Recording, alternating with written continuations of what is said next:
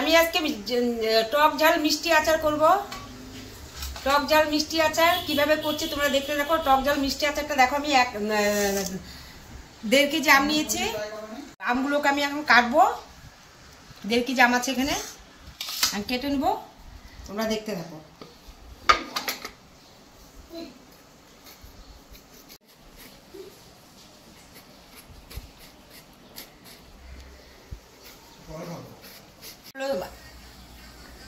আম ছাড়িয়ে নিয়েছে, এগুলো ছাড়াবো, কিন্তু দেখো আমি কিভাবে করে ছুলে নিয়েছি। এখন আমি ঝোড়া আচার করবো, তো আমি টক ঝাল মিষ্টি ঝোড়া আচার করবো। আমি আমটাকে কিভাবে কাটছে দেখতে থাকো।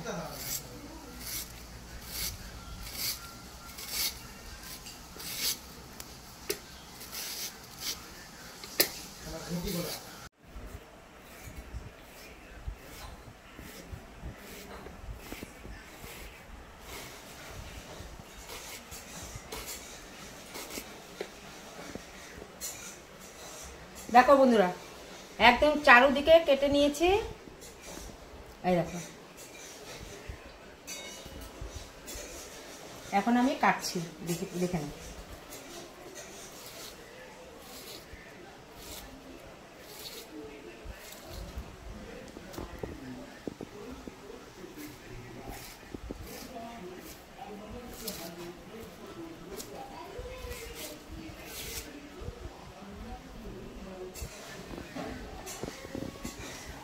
হয়ে গেছে।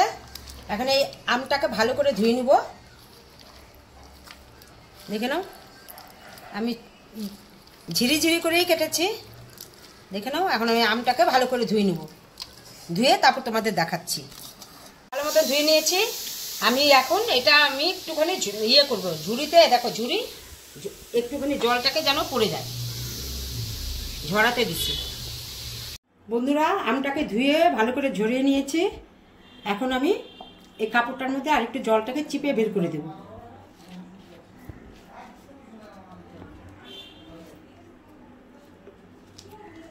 এই আচারটার মধ্যে জল একটুকু থাকবে না, টক ঝাল মিষ্টি আচার হবে তো, জল যেন না থাকে, অনেকটা চিপে চিপে জল ফেলতে হবে।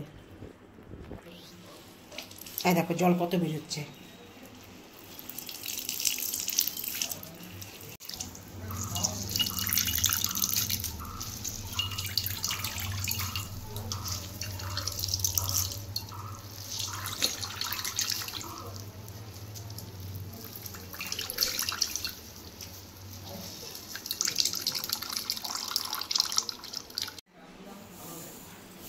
বন্ধুরা, মিষ্টি আচার হবে। এই যে আমার এটার মধ্যে 2 কাপ চিনি লাগবে।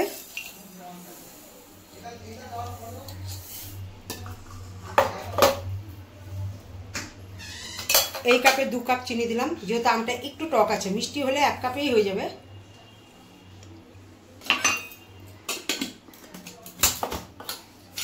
এখন আমটাকে মেখে রেখে দিব চিনি দিয়ে।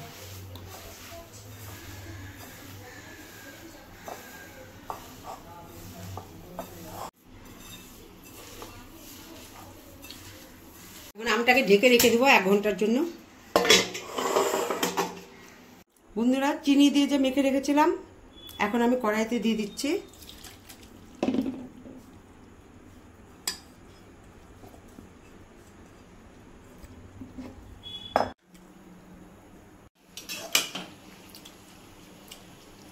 এখন আমি ঢেকে দিচ্ছি, ঢেকে দিয়ে মশলাটাকে তৈরি করে নিচ্ছি। লঙ্কা দিচ্ছি, ভুনজুমাটা ভেজে নিলাম। এখন একটু পাঁচফোড়ন দিয়ে দিব।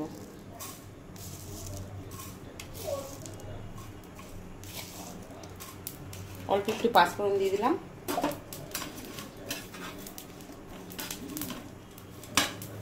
কেননা পাঁচফোড়ন গন্ধটা খুবই ভালো হয়, ওর জন্যই পাঁচফোড়নটা দেওয়া হলো। বেশি ভাজবো না, নাহলে তেতো হয়ে যাবে।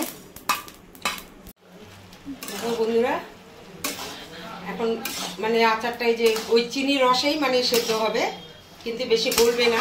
একদমই ঝুরি আচার যাকে বলে, ঝুরির মতনই হবে আচারটা। 1 চামচ লবণ দিচ্ছি, অল্প একটু লবণ, সামান্য একটু হলুদ, কালারটা তাহলে ভালো আসবে। একটুখানি কাশ্মীর লঙ্কার গুঁড়ো,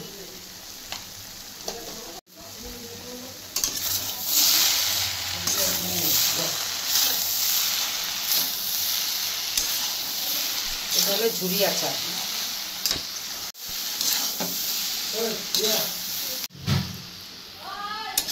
আমটা কিন্তু গলবে না বন্ধুরা, দেখো একদম ঝুরি আচারই হচ্ছে।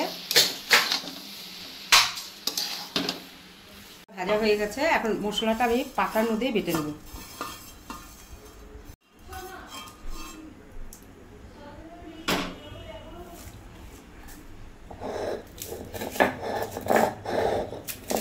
একটু আদা ভাঙা করে দেবো, বেশি মিহি করব না, কেননা বেশি মিহি করলে ভালো লাগবে না, মুখে পড়বে গোটা গোটা মশলাগুলো।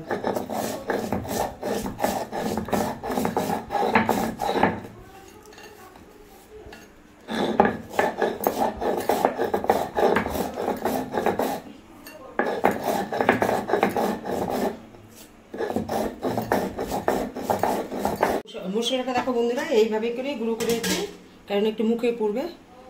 দেখো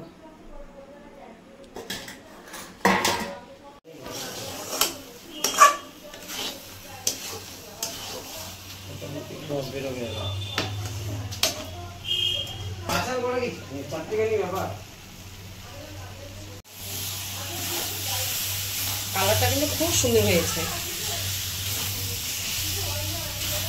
এটা রুটি দিয়ে খেতে খুব ভালো লাগবে, 1 বছর থাকবে ঘরের মধ্যে, নষ্ট হবে না।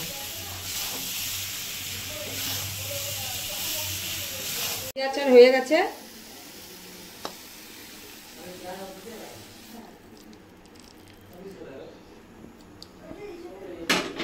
দেখো বন্ধুরা, ঝুরি আচার হয়ে গেছে, মিষ্টি মিষ্টি ঝুরি আচার হয়ে গেছে আমের।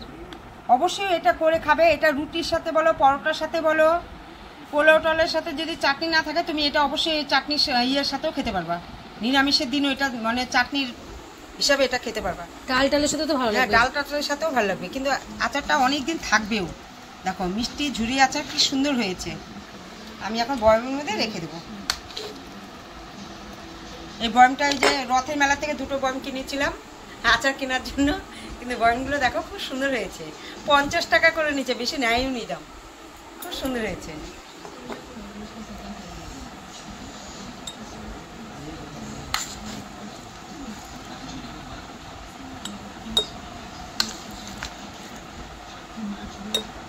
খাওয়া যাবে।